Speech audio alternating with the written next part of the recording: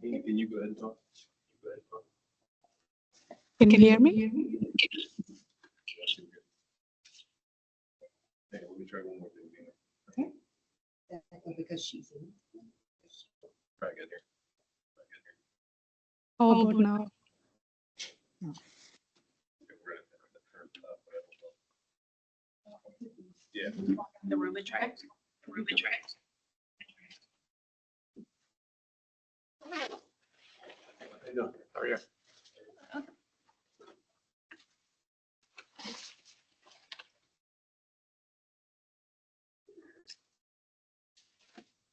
Good evening. Yeah, That works. That took care of it, Vina. Thank you. Nobody who's in here can ask a question using their phone. Yeah. I'm joking. I thought that's gonna. We'll get started in just a minute. We'll just give people a chance to get logged in. And I don't, was anybody else downstairs with Mike? He's just waiting a few more minutes. All right, well, when Mike comes up, we'll get started.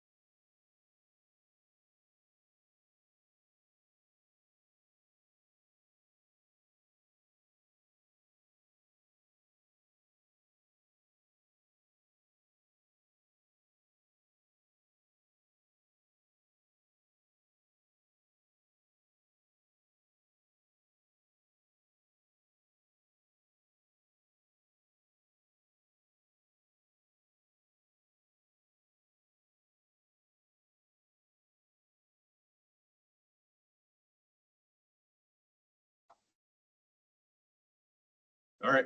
Welcome everyone. We're going to give Mike Squire, Community Development, a chance to get logged in here so he can kind of monitor the chat and whatnot. So he's a call, but I think Give me a second. Hold on. you're good. We got one participant for those online. One participant just popped in, so we're gonna give him a chance to get up here, get logged in. So bear with us.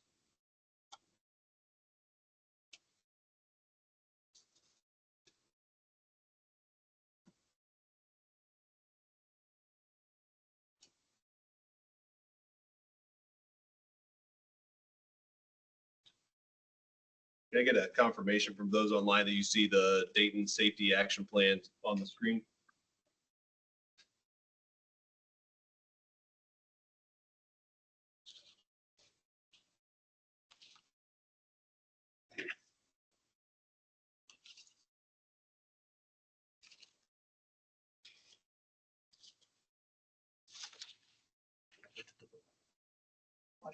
No, but okay.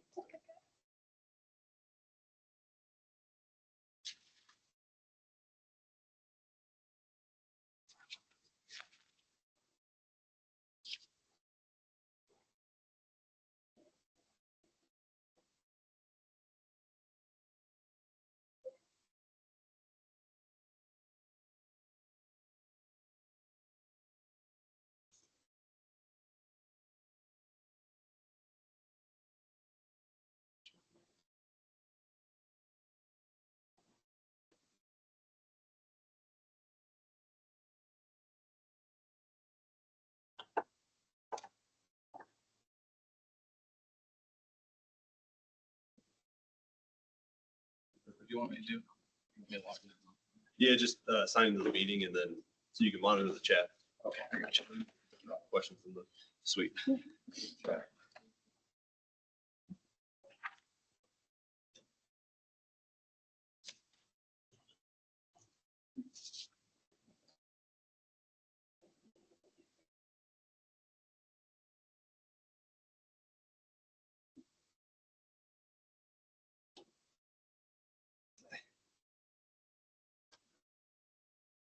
Grab a seat wherever you like.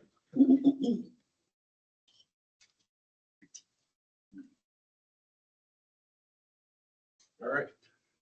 Welcome everyone. Just wanted to say welcome, do some kind of housekeeping items. My name is David Escobar. I'm the city engineer here at the city of Dayton. I'm the project lead on our Safe Streets and Roads for All grant program safety action plan, along with Vina Medellini and Cindy Yerke from LJB. They're helping us with the development of our Safe Streets and Roads for All action plan. So I do want to take care of some housekeeping items. For those of you guys online, we'd like you to put your questions in the chat, and Mike Squire will monitor the chat and interject as necessary with any of those questions, but we're going to try and save them all to the end if possible. If you are comfortable with it, those online, if you wouldn't mind dropping your name and email in the chat, that is meant more so not for marketing or anything of that purposes, so that we can come back to you knowing that you were a part of the meeting already and have invested interest in the project, with updates, with looking for comments and information from you all. We do have a sign-in sheet here that we've gotten a log of everybody. So other than that, I think we're ready to begin kicking off. Am I missing anything? I think so. All right, well, I'll let Cindy take it over from here. She's going to do a slide deck, and then we're going to get to the end and show you some of the surveys, the web maps and stuff that are going to be available for comments and public input. So, Thank you, David. All right, let's go ahead and get started. Make sure that we're all squared away so we can click through this. Okay, so just wanted to throw the agenda up there for you. Really excited to share with you the progress that we've made to date on the safety action plan. Just fill you in on some of the analysis that we've done, go over how the project's going to progress and what the steps are in the schedule and when you'll see us coming back to you to gather more information and get more feedback. We'll talk a little bit about some of the analysis findings, and then also how the community can engage in this process and provide us with some of that valuable information that we need to make this study a success. So what we're working on for the City of Dayton with the City of Dayton is the City of Dayton Safety Action Plan. What that plan is that plan is it's a comprehensive plan to reduce and eliminate serious injury and fatal crashes for all roadway users. It's really intended to strengthen your approach to roadway safety, give you a foundation for making improvements and changes within your community for the benefit of safety, and also help you provide information that you might be able to take forward to secure funding for some assistance with some of those strategies and projects you might want to implement. It is based on what we call a safe systems approach, and I'll talk about that here in the next slide. But overall, our goal is really to focus on saving lives by reducing those fatal and severe injury crashes. After all, we all agree that any serious injury or fatality on the roadway is unacceptable. And what we'd like to do is help you find that way towards having fewer, if not zero, of those happen on your community's roadways. So like I mentioned, it's really based on this safe systems approach, which is something that is evolving right now in the transportation community, and it's evolving as the next phase and the new phase of safety and how we manage safety. We have to recognize that you can't just do one thing to make an improvement and expect that to solve all of the problems. So the safety system approach applies multi-layers. It's really about adding multiple levels of protection to prevent crashes and minimize harm. It's recognizing that we're vulnerable, we make mistakes, and so in order to protect us, we do need to add those different levels within our system and add redundancy. The responsibility also for preventing crashes falls on all of us. It's not just the city, it's not just ODOT, it's not just us as the drivers. It's a combined effort, and it's something that involves all of us and all of our commitments to making our roadways safer. And really, it's about strengthening all parts of the system. It's not just a focus on the cars or the autos. It's also there for the pedestrians, the bicyclists, the motorcyclists, for all users of the roadway system. This goes over the project steps in the schedule and where we're at. You can see that green star. That's where we're at right now. We're coming to all of you. It's the first opportunity for us to engage with the community. This is really the kickoff. So this is the virtual public meeting that will be saved for use on the website so that the folks who cannot attend a meeting in person have an ability and are able to see the progress and where we're heading with this particular project. Right now, we started and kicked it off in July. We've been working to get prepared by doing some data analysis that we'll talk about.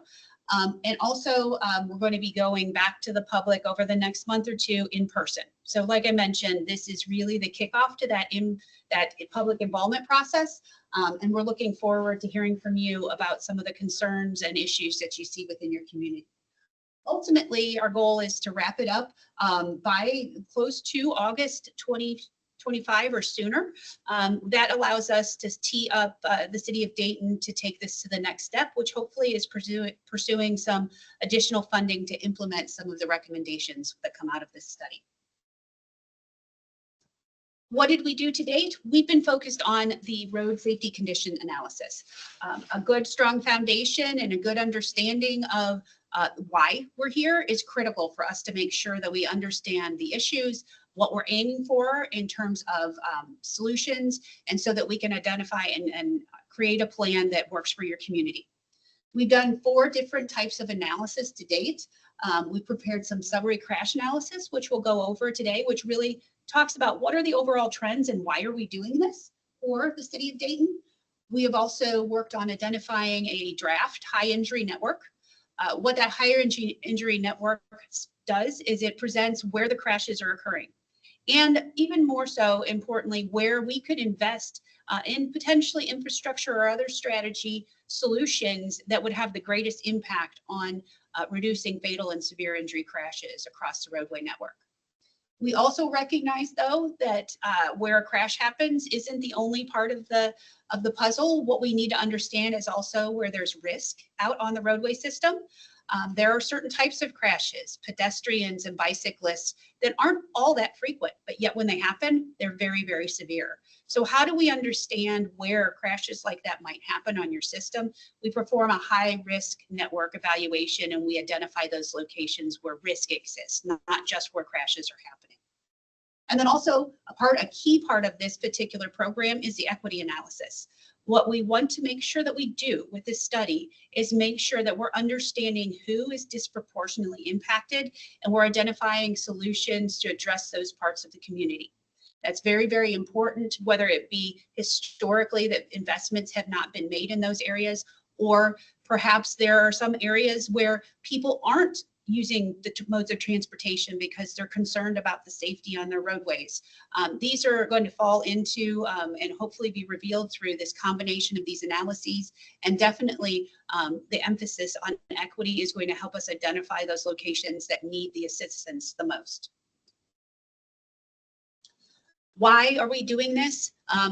This is the first level of analysis. It's because there's been a lot of crashes on Dayton's roadways.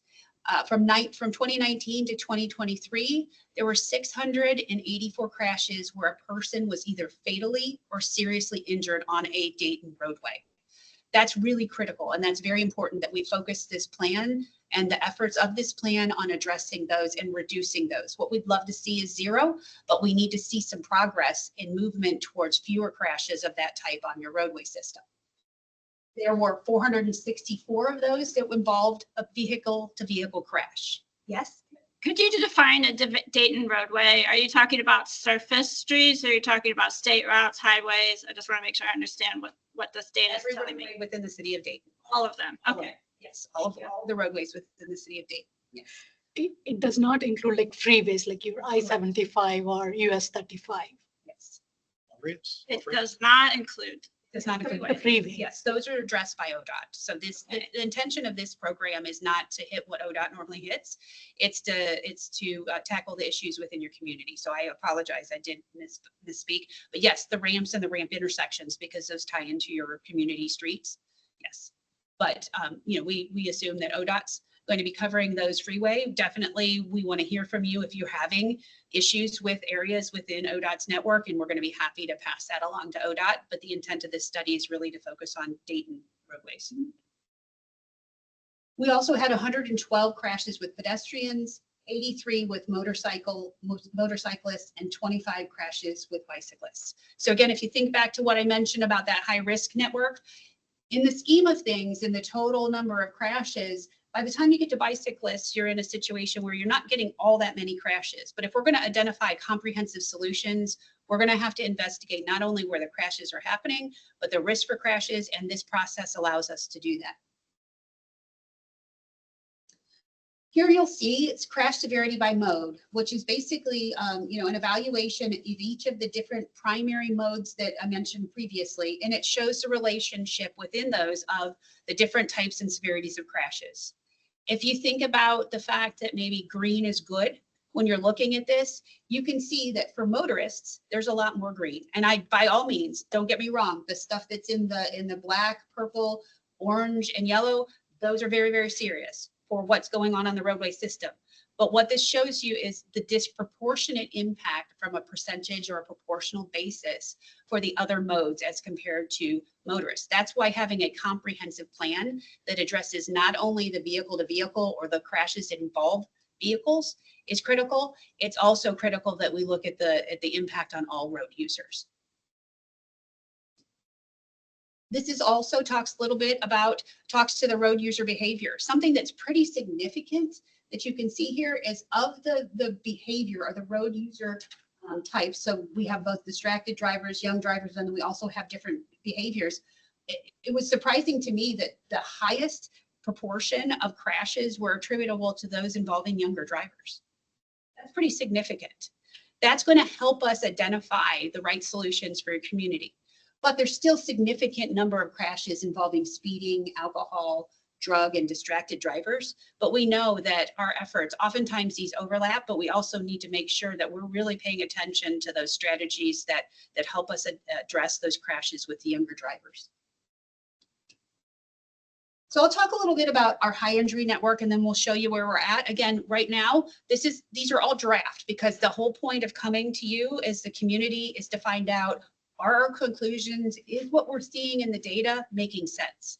So these maps and the networks that you're going to see will still have the ability to evolve based on the feedback that we get from all of you. So please make sure as we go a little bit further towards the end of the presentation, we're going to talk about how you can provide that feedback, even down to how you can tell us specifically in your community where you see those issues occurring. We're going to show you how to do that. So please give us that feedback because we don't know until we hear from you if we're getting this spot on correct for your community. So why do we look at a high injury network and not all fatal and severe injury crashes? Well, obviously funds are limited and we need to make sure that we're investing at the best locations and those locations that have the highest potential and to impact and reduce fatal and severe injury crashes. How we do this is we look for a high injury network. We take a look at where crashes are actually happening. We look at their distribution across the city and we try to identify that subset of roadways that we can study in further detail that encompass a significant portion of your roadway network or your crashes, your fatal and severe injury crashes. In this case, what we're presently recommending is to go with the 50% of fatal and injury crash focus on the 5% of the roadways. The intent of this is to identify strategies so that those strategies can be rolled out at any location that has a high crash location or it stands out for a crash, but we need to have a good area where we can focus and we can concentrate our efforts so that we can try to develop those solutions. And once we have those solutions, that toolbox, it technically will be applicable at any point along your roadway network where you have an issue or concerns with high crashes. So how we look at this is, and we've actually looked at it, and this isn't fully comprehensive. We wanted to give you a picture to give you an idea of how we approach this. This roadway network illustrates how we might look at a high injury network when we're aiming for or targeting 40% of the fatal and severe injury crashes, 50% and 60%. And you can see it's hard, but you will be able to view the PowerPoint presentation, which will be posted. You'll be able to view these up a little bit closer. And as we develop the documents and provide those to the city of Dayton, they'll be posting those documents as well so that you can really get into the details. You'll see that obviously as you look for a network that encompasses more, it encompasses more of your city streets. But what we're trying to do with the high injury network is strike that balance. Make sure that we're taking into consideration enough of your roadways to develop a comprehensive plan, but not biting off more than we can chew within the constraints that we have for this study, and then thinking towards the future for the funding constraints for implementation. So if you look at this, the red lines are the ones that represent 40%, green or yellow are the 5%, and the purple lines represent where the 60% of fatal and severe injury crashes have occurred. And again, we're presently recommending that 50% threshold. Seems to be pretty comprehensive. It covers a good proportion of your system, gives us a variety of different types of roadways that we can look at to identify solutions for. Again, the intent is to use this to identify the solutions that will go into the toolbox. Not to say that those other portions of the roadway that are experiencing crashes are insignificant. They are. What we're trying to do is use this process to help identify those solutions that then you could implement at any place along your roadway network that has an experience of high crashes. So that's what this looks like in this case for a proposed high injury network. The roads where about 50% of fatal and severe injury crashes have occurred. That encompasses about 5% of Dayton road miles. Surprise, surprise, these shouldn't look unfamiliar as what you might expect to see where the crashes are happening. Oftentimes these roads are associated with higher volumes or they're, arterials or major cut throughs. That's because the traffic is there, and typically speaking, traffic is correlated with the volume of crashes is correlated with also volume. So you're going to see those at the places where you see a lot of travel across the community. We also, though, do an analysis for vulnerable road users, and we develop a separate high injury network. So this is what that looks like for pedestrian and bicycles. We're still exploring this a little bit in more detail to determine if this is a large enough footprint. But this is right now from an indication of where we're seeing a high proportion of your pedestrian and bicycle crashes occurring are on this network. The thing about this is you need to keep in mind that these crashes are a lot less frequent. So it is harder for us to evaluate this network. And that's why understanding when we get to that high risk network, when we're asking you for the feedback on where you're seeing the risk on your road, it's really critical that we get that feedback. And then this is the high injury network for motorcycles. Again, we're still working on finalization, but this presently is our recommendation, and we're exploring that with the city of Dayton now and making sure that we are addressing enough of the network to address these different users. So let's talk a little bit about that high risk network. So the high risk network, like I mentioned, is where the parts of your network where a risk exists, but may not presently show a preponderance or a significant frequency or density of crashes. We know that there's something still going on or has the potential to go on at that road, at that location or those locations, but we don't yet really have a crash that's happened. Now, how do we do that? Interestingly enough, we use the data that we have on the crashes across your entire system to understand where crashes are happening, what kind of characteristics are at those locations, what kind of indicators exist at those locations where your current crashes are happening. And then what we do is we take those indicators or those particular factors and we screen your whole network for them. So it allows us to expand that view, not to just look at where crashes are happening, but also look for the locations where there are characteristics similar to where they're happening, but one hasn't happened yet. So it's a great tool that we're able to then determine, here's an area where it's high risk. We want to make sure we're focusing on some solid, easy to implement comprehensive solutions on those parts of your network to hopefully get ahead of and prevent the crash that might happen. So it's called our high risk network. The method that we use is called systemic safety analysis. And again, I described that we look at your whole network, all your crashes. We look for characteristics where those crashes are happening. And then we screen your roadway network for those characteristics so we can determine the risk. This results in this high risk network. So this reveals and shows what we have come up with as the initial draft of our systemic safety analysis results in that high risk network within the city of Dayton. You're seeing more red lines. You're seeing more intensity here in certain locations along your roadway system. As you're looking at this, some of this may make a lot of sense. You also may see that there's some gaps in your system. We want to know what those gaps are because we need to understand more from you where those real issues are that we're not able to capture even through data analysis. The final piece of the puzzle, and this really is a bit of a puzzle, right? That what we'll do is we're going to be taking all of these different types of analyses and in essence, kind of like laying them on top of each other and determining how does that in combination, what does that tell us as far as your network is concerned and where should we be focused? Well, that last critical piece is that equity analysis, understanding where there's the greatest need and maybe where there has been less investment in the future or in the past, or perhaps where there's a disproportionate impact of some of the crashes that we're evaluating and identifying and the need and the risk. So we look at several different factors when we're looking at equity analysis. We look at areas with communities of color. We look for households experiencing poverty. We look at households with zero vehicles or low vehicle with zero vehicles. And then we also use a tool that Dayton has already identified, which is the Dayton Equity Index.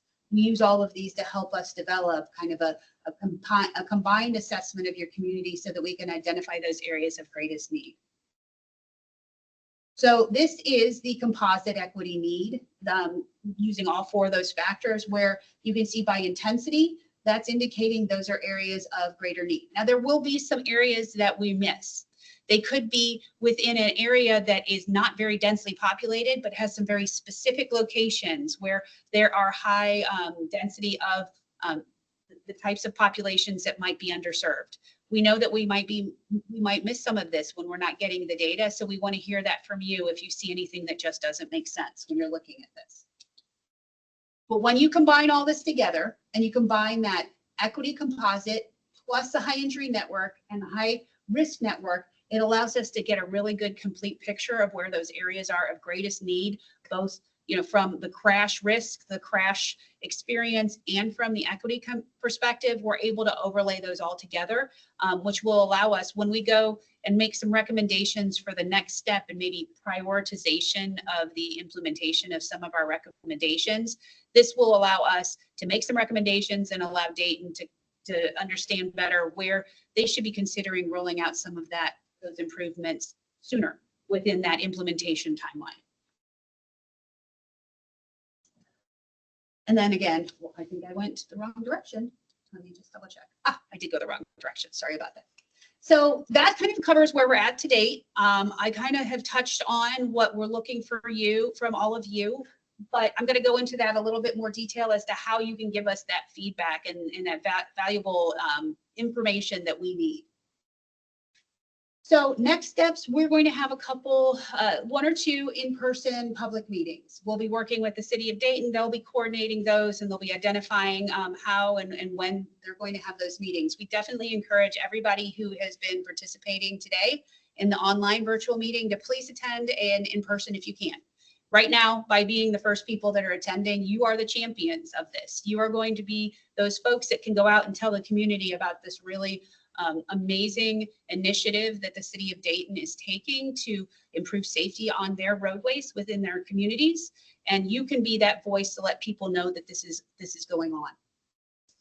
We're going to finalize the identification of the areas of greatest need and those locations of opportunity.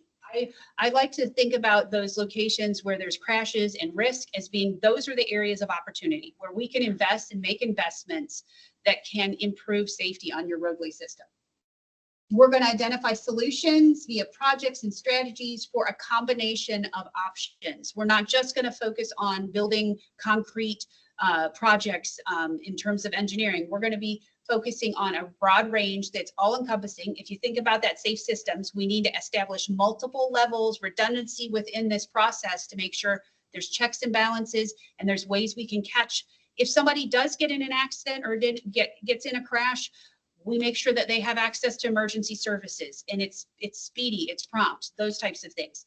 That involves using not just engineering solutions, but also education, enforcement, and emergency response. It will require partnership with multiple parts and components of your community beyond just the City of Dayton's engineering department. The City of Dayton's engineering department needs your help. Frankly, they need to get this out there and they need to get this momentum moving so that they can actually go after funding and go after improvements for a comprehensive solutions for your roadway network. We will also then be coming back towards the middle of the summer to re-engage with you, because once we have developed those particular solutions for your community, we need to know, are they going to fit? Are they good solutions for your community? And have we been able to identify the things that will work for you in the City of Dayton? So there's that project timeline again that shows it towards that June-July timeframe. We'll be coming back to you. Then right now, what we're asking you for is we're asking you to tell us where you're seeing issues, what concerns you have. When we come back to you, we're going to present you with, here are some of the solutions that we've identified. Do they make sense? So this is really critical that we get that feedback from the community so that we can make this document even stronger.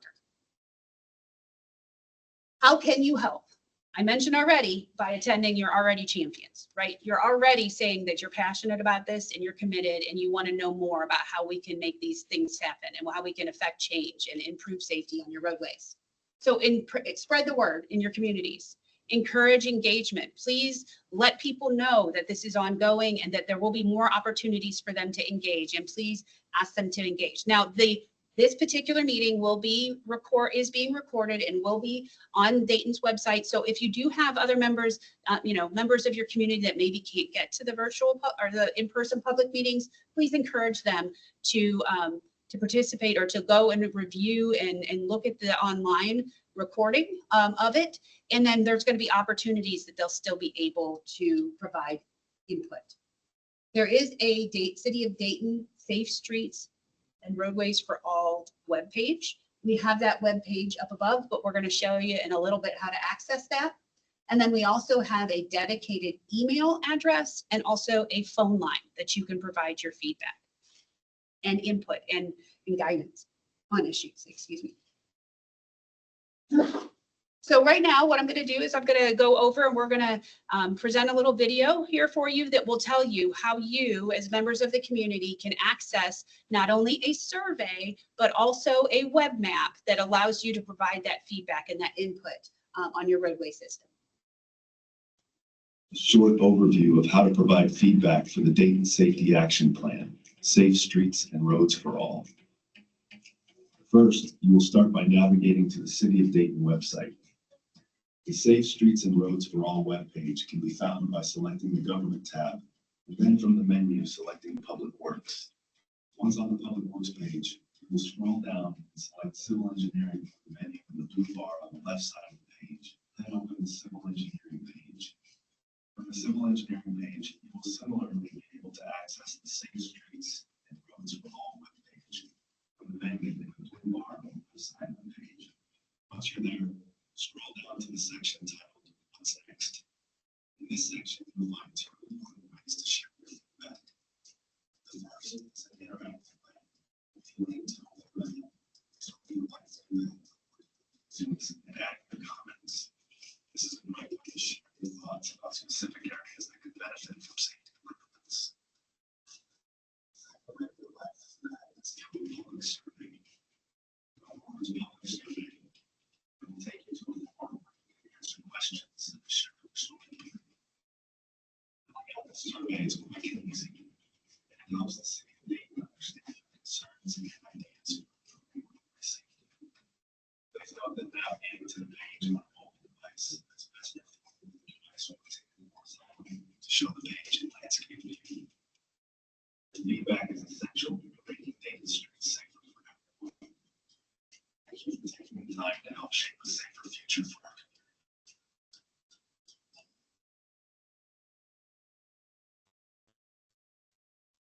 Excellent. So that should give you a little bit of an indication on how you can get to those locations on the City of Dayton's website so that you can access those key tools that we would like to ask that you engage in to give us the information that we need.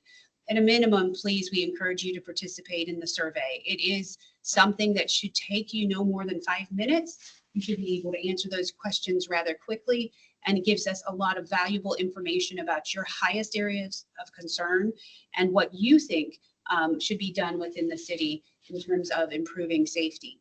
The second method, and I'm going to go over this really quickly, as you saw on that particular on the particular video that we just did, the actual web map is not live. It will go live tomorrow. So we're going to demonstrate what that's going to look like for you so that you understand what you can do in order to give us that additional information. But please, at a minimum, fill out the survey, but we'd love for you to participate in both. So now I'm going to go to the next slide where we'll show you a little bit about what that's going to look like when you actually engage with the online interactive web map. Welcome to this short overview of how to provide feedback for the Dayton Safety Action Plan. There we go. Sorry about that. All right, we're going to go ahead and do this video that will show you and illustrate to you the web map. Welcome to this tutorial on how to use the Dayton Safety Action Plan web map marking webpage. This platform allows community members to identify locations and provide comments,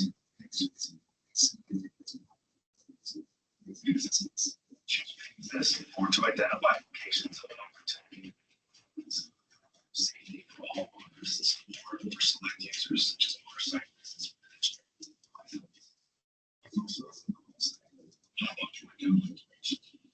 Read the instructions. On the top right of the screen, you'll see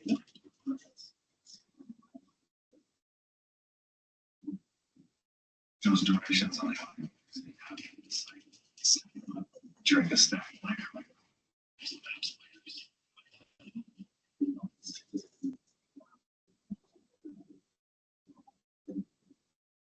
Outlining the tracking area. To get injury networks. Slash title. Expanding the Dayton risk and injury networks layer allows for the high risk and high injury networks to be selected independently, but enabled the high risk network appears highlighted in red. High injury networks. The third button,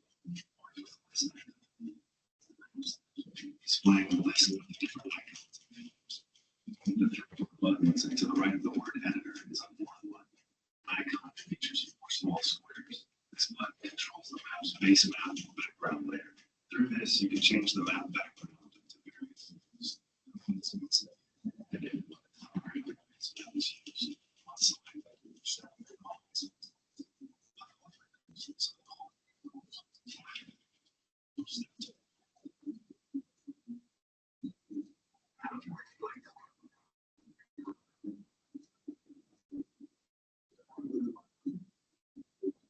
You can type the map into the search box located at the top left corner of the screen, where you can zoom in or out using your mouse wheel to move or pan through the map in any direction.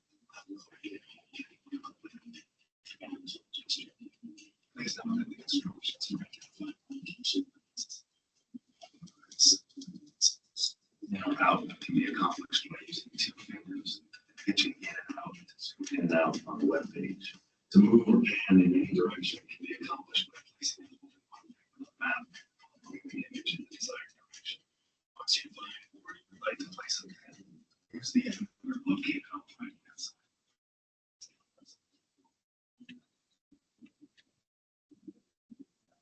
The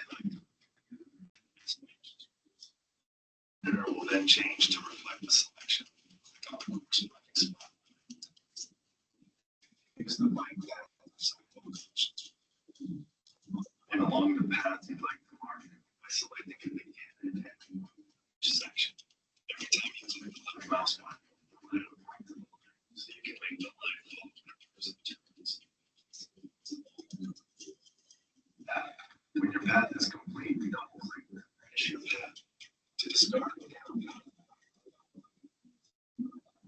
Located to the left of the page. Replace the name, use the dimensions will figure out the box on the top, and your comments on the page in place. Next, the name of the street on which you placed them. The next 2 boxes of information go together. Find the nearest cross street to where you placed it. In the direction box, select the function that is described. Finally, in the nearest cross street box.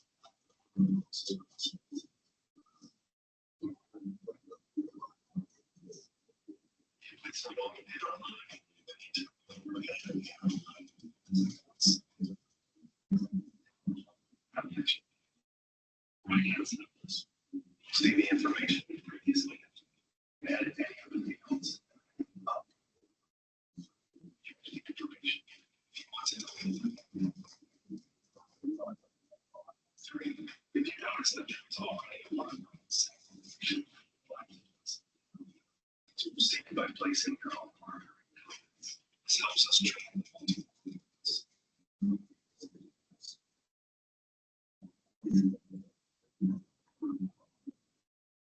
I value the feedback. Many people participating in this community improvement, the Dayton Safety Streets and Roads for All effort. And it's important to note that we do have this and it will go live tomorrow. There was a development stage of the map and there were a few folks that were able, that we provided access to go ahead and enter information into the map.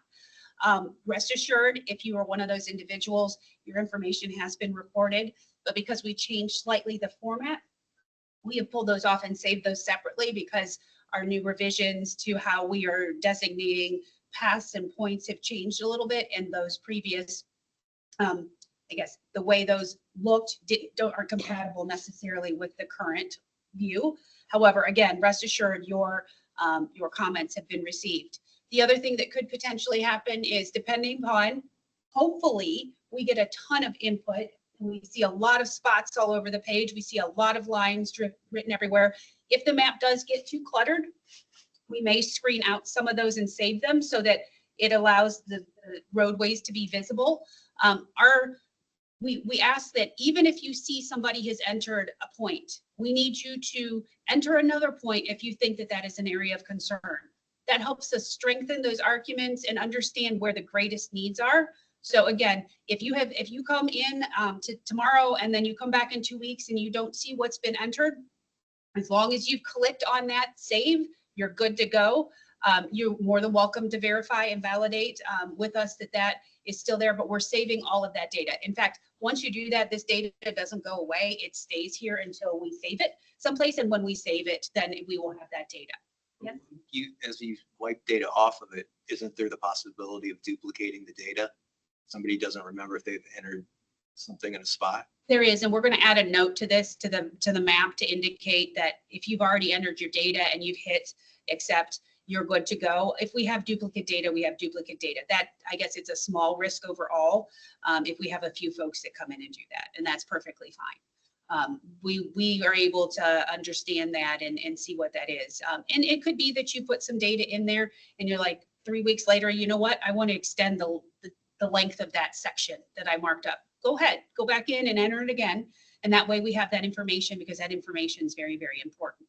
There is a comment field that you're able to use that will allow you to say, hey, I've already entered this previously. I'm doing it again just to make sure that it's already in there. Or because, you know what, I thought about it and I don't want that suggested improvement or need to be limited by that one point. I'd like to extend it further. Go ahead and add that in there. There's no hurt and harm in having more data and more information, and it just shows us you're passionate about improvements in this process. So, and when we do screen out the data, we're not going to be removing all of it. We want people to still have data and still see that it's there. But if it gets to the point where people just can't see the map, then we have to do that. But we're going to do that after we have some time to observe. If we don't need to do it, then we're not going to do it. Yes. Are you screening based on like an IP address or anything? Because like we were going to set up a kiosk with a computer at a neighborhood meeting. A bunch of people enter at once. You know, look at that and say, this is, I got 6 entries from the same. No, unfortunately, it's not that. It's not quite that sophisticated. We went back and forth about whether or not we should use identifiers or not, and we feel it's better probably to not use identifiers. Again, there's no harm in seeing that somebody's passionate about it. I think if we see that somebody's hit like 10 times, we'll pick up on that, and we'll be able to work through that. So hopefully nobody does that. And I guess I ask anybody who's observing, we know you're enthusiastic, and if you could just let us know once, that would be helpful. But yeah, we can screen most of that out. How does the equity analysis impact if we're the champions and we need to get people in our areas to provide more data? If our neighborhoods are in the area that are not on the blue side of the map, is it really worth our while? Yes, absolutely, because this is a comprehensive plan. So the SS4A program requires that we take a look at equity analysis. But what the city of Dayton intends to use this for is much, much more. So the equity analysis and setting things up for potentially the next phase of funding for the SS4A grant program requires that we look at equity. And it is a very important part of the equation.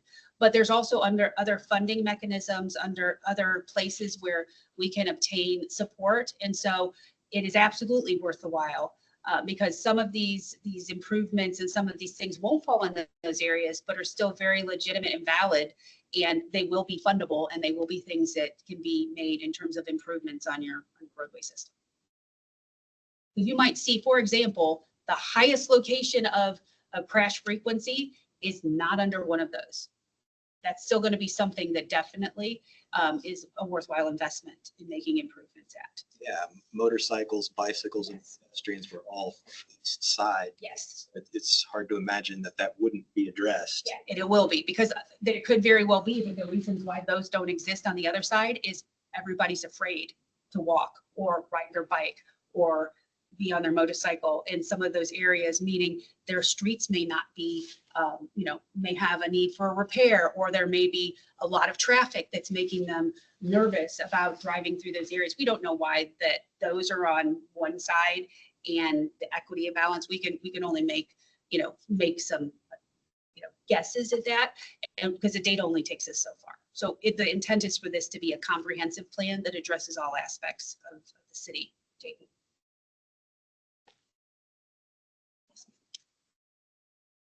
I'm curious how this particular initiative matches up with other street improvement initiatives that are underway by the city. And the reason I ask that is because as a community member, I've been asked to give my input on street improvements multiple times in the past 3 years. Yes. And while I'm happy to continue doing that, it does feel a bit repetitive. And so I'm just wondering, is there a comprehensive look at all the times that the city has asked for input on multiple street improvement projects? And is this like an umbrella that puts those all together, or how does that work? Yes.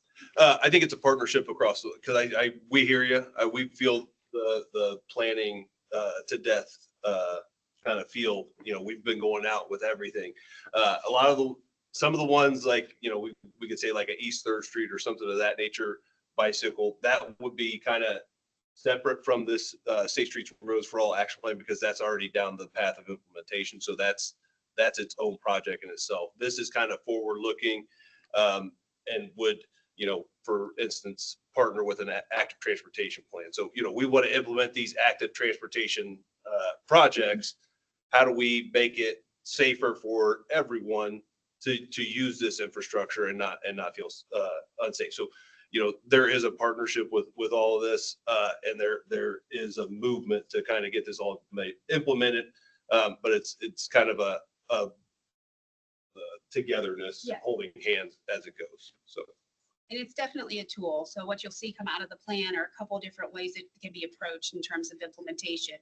You might, for example, say have like a very high priority intersection, and that is the project. That's the focus. You also might see that there could be improvements that are across multiple parts of your system, where we're finding that, it's evident that the areas would benefit from bike paths, and that could be, basic bike lanes, combining walking paths and bike lanes. Bike lanes might be a benefit, and that could be something that would be more of a system-wide improvement, and they could potentially go after more funds that address a larger part of the system. The other component of this is there'll be a toolbox and recommendations based on what we see on the street system, that next time there's a repaving project, that they're doing down one road, they can go and they can look up Main Street on this report and see, hey, what are some of the low cost, easy to implement improvements that have big benefit that we can work into that repaving project? And because we're already mobilized, the cost is minimized, let's just put them in there. In our current capital improvement program, it's a minimal additional cost to add those things in.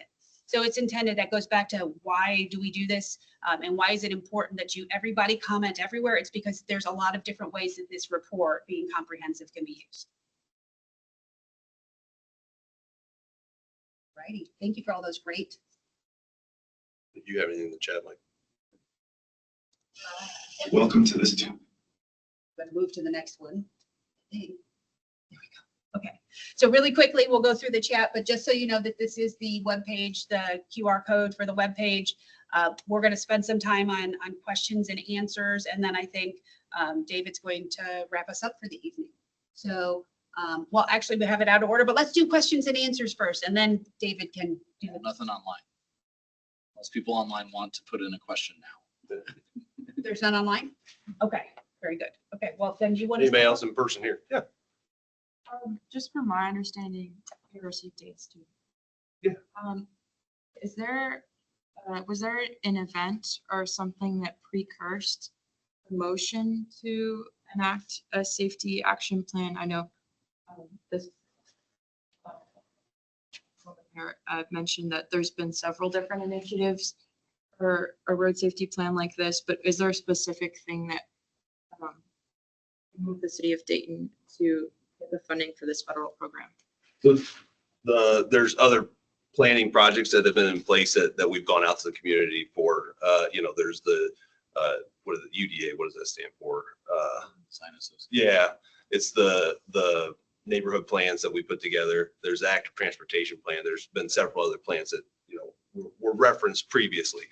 This, we went after a grant through the federal government. They came out with a Safe Streets and Roads for All program with the infrastructure law. And in 2022, we pursued a safety action plan grant. We were ultimately awarded the safety action plan grant and wanted to pursue it. There's been a long push for a Vision Zero document for the city. And this is the Vision Zero that USDOT has kind of has put into place to help everybody move in that initiative. And then it gave us an opportunity to leverage grant funds with minimal city funds involved to be able to complete an action plan. Does that make sense? The program, we didn't really cover it, but the program, was initiated as part of the bipartisan infrastructure law. And so what it did was it established a program that was accessible only to cities, local governments, tribal governments, MPOs, those types of things, and not to the state DOTs. So the intent was to focus funding more on the local and more focused roadway networks. And really the reason is over the past 10, 15 years, the states have made a ton of progress in terms of reducing crashes on the roadways.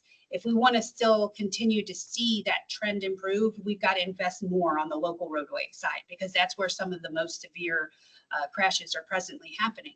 So the federal government recognized that there's a need to complement both and include investments in both. And this program was a fantastic opportunity for cities like, the city of Dayton to pursue funding and know that there was no competition from anybody bigger, any state government, that this was dedicated for them.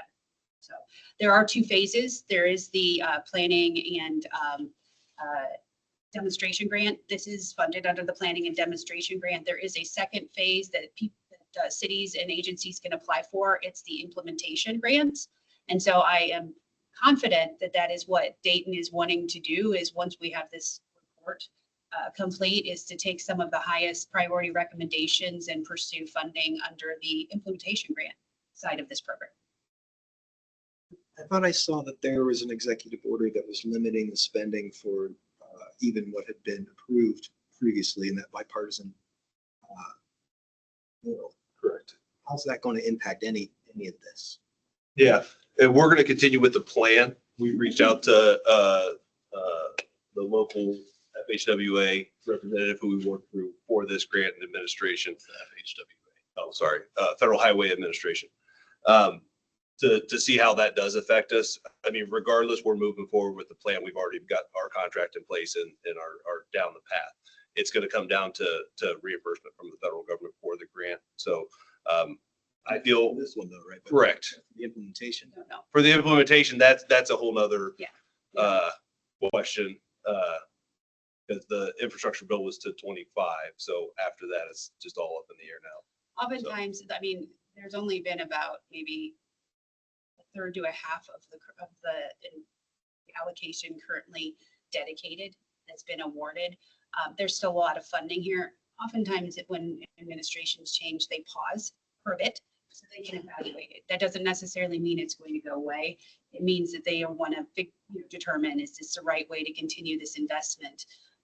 There's been a lot of support from the local side, which that's, has a lot of heavy influence on how those decisions get made. So what we're hopeful is that it's just a temporary pause and then they'll pick it back up again. Last time the administration changed, there was a program that carried over from the previous bill, and they kept funding it. But they paused for a while to reevaluate it. So what we're hoping, this is something everybody's passionate about. We're hoping that they determine that this is still the best way to use these funds. Yes, sir. Let's change the voting threshold for citizen requested implementations of speed bumps or other. So that's something we would like to look at as well. Like what are our solutions for residential neighborhoods, school areas and whatnot? I think our speed bump voting mechanism is a little bit dated, a lot of it dated. So we want to review that and kind of see how we can do that better and engage citizen input and feedback. So Yeah, you get an apartment building on a block and suddenly you're like, yes. No, it's problematic. Get them to vote. Yeah. It's like crazy. Come on. I know. I agree. And maybe there'll be some fantastic solutions that come out of this to give them other tools that they can use just beside the speed bump. Yeah. Speed Yeah. hump. Yeah. It's an effective tool, but it's only one tool, right? Yeah. We're also part of a, I'm sorry, part of a cohort called Thriving Communities that's also looking at some of our processes along those lines. And I say that to emphasize and really highlight our engineers because they've pursued and have been successful at a number of grants that are all of them are aiming towards this idea of safety and kind of recognizing that we have 50 years that we're trying to recorrect and get safer. Okay, I do have an online question towards me, I suppose. What steps is the city taking to increase engagement of the survey plan? Some ideas include sending it to neighborhood organizations, flyers at locations where lots of walkers, bikers, libraries, schools, parks, etc. frequent. It's a good question. We have engaged with all of our neighborhood leaders, both in person via our kind of a quarterly meeting that we have with our neighborhood leaders. And then we've sent this out several times at this point to them. There's 65 neighborhoods and we have a little bit over 100 neighborhood leaders. So they've been involved.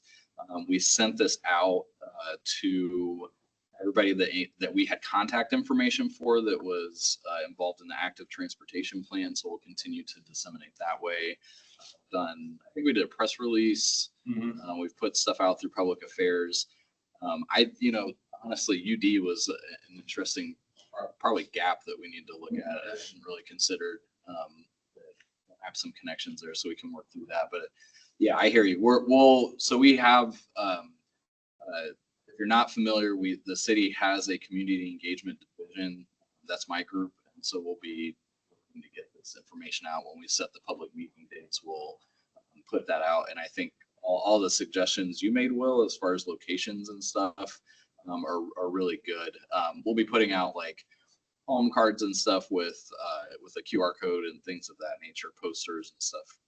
Pretty much anything and everything, because no silver bullet works with communication these days. So we try to do a little bit of everything. Okay. Oh, can I add one additional comment? Yes, please do. Yep. So I do want to make sure that when we say that there was a gap, it may have been just in communication, but it's not a gap in our roadway analysis. Oh, yes. Thank you for Yeah, I wanted to make yes. sure. No, I'm taking that on me. Yeah. I didn't even think about UD, but we have a lot of partnerships there that we can get the information As out. long as it's a public roadway, it's been in, and it's been, and even as long as there are crash reports associated with that, area that would go back to the database that gets maintained in Ohio, those are on our road system that we're evaluating. Yeah, and further, there are a few. We have a few like Strong Towns group, some like bike advocacy groups. So this has gone out to those groups, but we'll continue to ask for input. Okay, say this is a little bit long, but I want to make sure to hit it because I think it's a very valid and kind of we've talked a little bit about it. And second, related to increasing buy-in for the plan, what effort will be done to ensure the plan is truly actionable?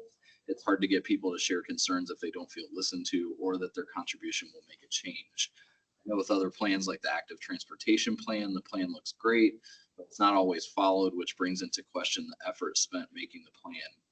For example, the active transportation plan proposed a bike route on Wayne Avenue, yet construction this summer isn't adding lanes on the road. Part of my concern is if you ask for feedback but don't take action on it, it discourages future feedback. So I think the first thing I would say to that is that we do listen. We put the planning processes can be tedious because we do them a lot, but they are important, particularly when it comes to acquiring funding. What I will say, and you can correct me if I'm wrong, David, but the active transportation plan was adopted in 2020 at the end of 2023, I believe. And some of the projects that you're seeing, like Wayne Avenue, were already like down the road, had already applied for funding. Plans were already in place before the active transportation plan was implemented. And so we are now consulting the active transportation plan along with like when Safe Streets and Roads for All comes forward, like that will be part of the planning process for when we come together as a team to look at different road projects. And we pull on plans to like say, okay, looking at, redoing a Third Street, what does the UDA plan for that? What does the active transportation plan, et cetera, and ODOT and US DOT like want that too. They want to know that we have plans in place. And if we're doing something counter to it, we have to either change the plan or have a really good explanation as to why we're doing it. So I don't, that's. No, I think you hit it on the head. Yeah. And I think too, one of the things, hearing that, which one of the intents of the plan is also for the highest priority strategies and projects is to identify champions for those as well. So it's not just about here, we're going to come up with a solution. It's also, okay, if this is a solution that is really high impact and it's one that's worthwhile, who's going to be the champion, whether it be the city or whether it be, within emergency services, whether it be other parts of the community, who's going to be that champion, that then they're responsible for making sure that this continues and that there's momentum that doesn't stall after this plan gets completed. It's not something that needs to be just put on a shelf, but that's not to say every single thing is going to have a champion, but those that are really critically important to the community will need to have a champion and have some accountability. Part of the plan is a monitoring and accountability component. You actually have to establish, how are we going to measure success? How are we going to evaluate it that we're actually doing what we said we would do out of this plan? And that is a key component of the plan, and it will have champions associated with that for various strategies and projects. So that, I mean, to that point, there's our accountability piece. We'll have to create a website essentially where you can go on and see how we're doing at reducing the fatal and serious injuries. So You talk, I know some of you know this ad nauseum, but can you talk about the timelines for projects? Because I think that's like, I'm not saying it's just like a thing that takes a while, and that's like challenging for those of us that are impatient about it, which is me. I want it done tomorrow. Right. Can you talk about like your process that you have to go through? yeah, so I mean, generally right now for federal funding, we're applying for federal funding in October for surface transportation projects, which is a standard reconstruction job that we'll do. Transportation amenities projects, which is almost kind of a beautification, but it could be bump outs, it could be bike lanes, and then there's congestion mitigation, air quality that comes around biannually that fall into that bucket that it reduces congestion on the roadways. So we'll submit for those in October, and then we'll find out, we're getting ready to find out here soon which ones we will be awarded. Pardon me. That being said, there's the whole federal process of getting it to construction. So we've got to go through NEPA 106. NEPA's National Environmental Protection Agency review to make sure that we're not impacting wildlife, we're not impacting properties. We're making sure if we have to take property, we follow the proper channels. And then there's the 106 review, which is a review of historic spaces. And it's a whole process that it goes down that we have. It is generally probably about a 4-year. Right now, I think whatever we have funded now, we'll see come to fruition in 29 or 30. So, that's already down the road and will take have progress. We also have Ohio Public Works Commission funds that we go after, state issue 1 funds that we pursue. Those generally take about 2 years to come into implementation. Those projects are mostly just roadway reconstruction projects that fit within the right of way. We don't have to take any right of way where there's no environmental impact. We just need to do the design on them and kind of our due diligence with the public. And then, any of these other kind of federal, like a Safe Streets and Roads for All implementation would follow that federal timeline. So about a 4-year period before it would come to fruition. Is public input ever asked for before the project is scoped? Because it seems like, I know with the RPC prioritized projects that you get public fund or public feedback. There's a period for that, but it's after you've already requested money. So no, and that's the conundrum I live in. Yes, I feel you're paying your angst with that 100%, because no, we have to make this project, ship it to MVRPC for consideration and funding, and then we got to do the public input after we've essentially boxed ourselves in. Really, we don't have too much that we can get out of that box. I think where we've talked about where we improve that is the planning documents. We solidify the planning documents, and then that's what we're taking into uh, application grants. So then this was already what the public had given us input on. This is what we had developed with them. Here it is. And then we kind of get to the public improvement process. So you ask why these are important. That's why, because by the time he gets to where he's doing his application, it's already gone through a planning and programming approval. He has to still get that approved before he can go to MVRPC. All that stuff has happened. And so these types of documents and initiatives are where he gets to hear from you what's most important. And that's how he can kind of formulate, hey, this is the best solution that I want to pursue with in considering the community and public input. But it's a work in progress. Yeah, so the planning documents that you're referring to, are those public? And is there continuous feedback given on them? No. So once we shut down a plan, once we create a planning document, it's done. Now there's the opportunity to amend it later, but it would have to be under more discussion and whatnot. The active transportation plan, for example, is adopted by commission at a certain point, and at that point it's sealed in terms of anything that's changed. If anything changes in the active transportation plan at this point, it has to go back through commission for another vote to amend the plan at that point. But that is like the beauty of this particular program, because there's a requirement that they continuously reevaluate it. Now, what that means is should something need to change, they do have to go back through that process again.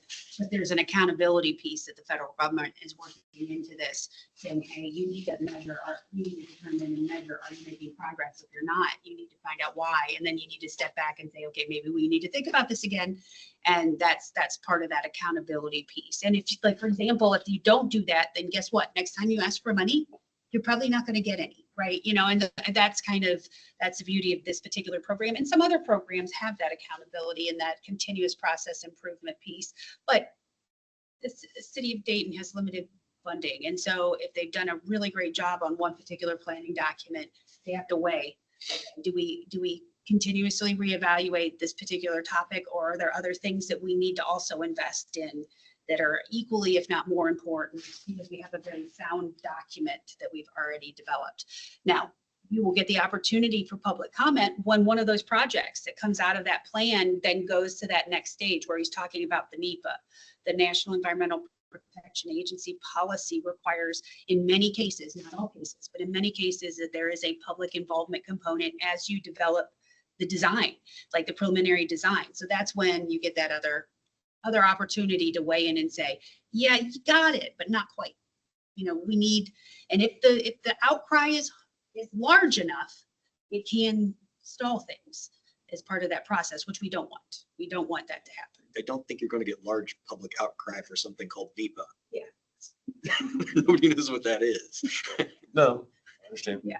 But believe it or not, when people get involved, they may not know what NEPA is, but they know if they're at a public meeting and suddenly there's a contentious issue and it elevates to one of the criteria that falls under NEPA as being critically important, then that does, right? So you might not know what NEPA means, but you do know if we're going to take part of that cemetery, if we're going to impact that school property, those are things that if there's enough of the impact or enough that it can elevate that to a point where it's not just within the city's control, it has to go higher for review, whether it be like the state or the federal government.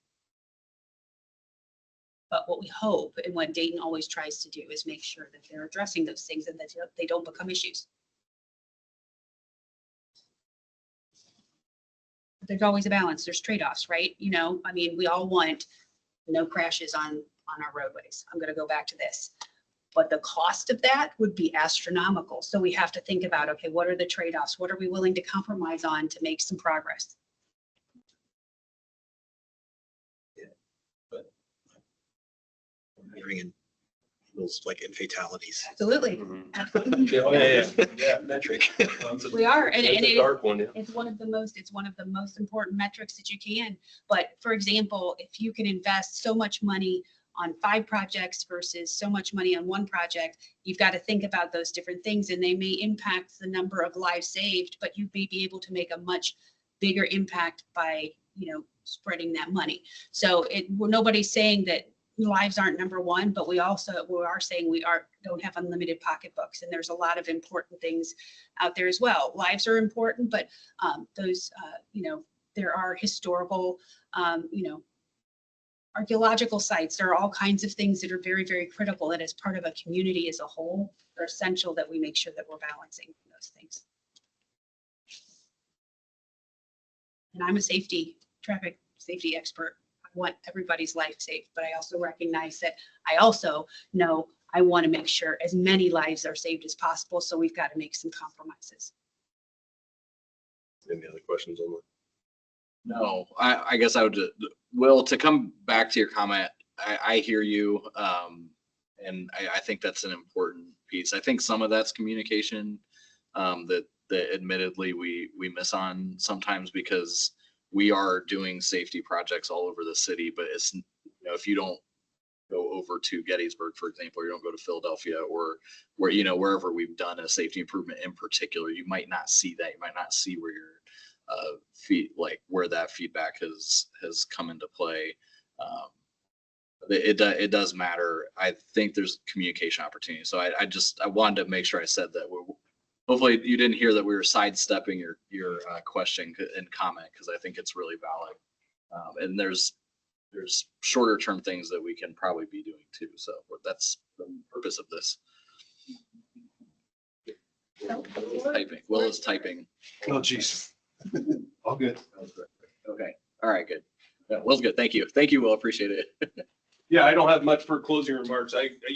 We went after this grant to kind of change our way of thinking. I mean, I think FHWA, Federal Highway Administration, DOT engineers, in most part have been motor centric, but I think we need to change away from being motor centric and trying to get vehicles everywhere and be able to move everybody everywhere. So, that's kind of the impetus for going after this funding. I'm not saying we're trying to take lanes away, but where it makes sense, let's look at that opportunity.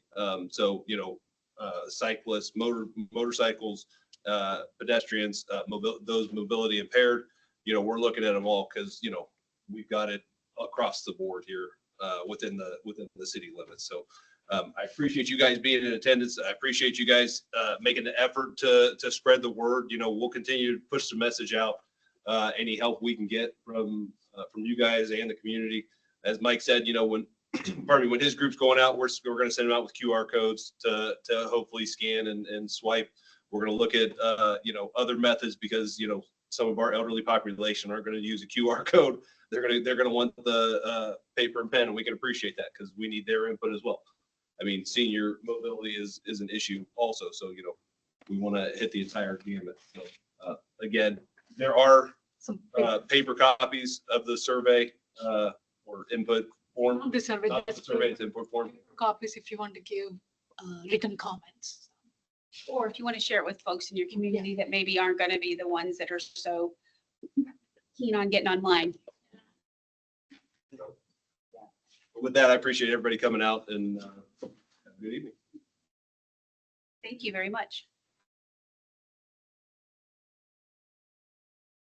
Thank you all for those of you who showed up in person. It's so much easier to do this when we have folks we can talk to. So thank you.